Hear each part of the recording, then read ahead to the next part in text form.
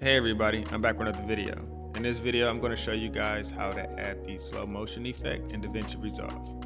So once you have your clip inserted, what you want to do is you want to find the point where you want to start the slow motion and end the slow motion.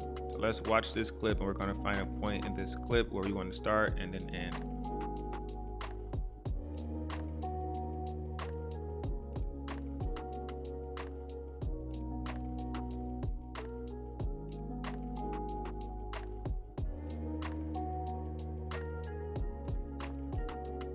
Okay, so we have our start point and our end point.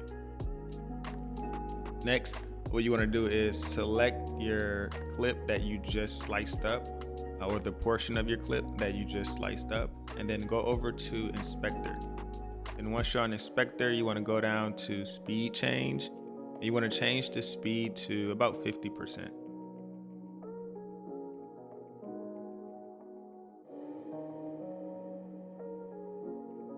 And then you want to select Ripple Timeline and then play back your video.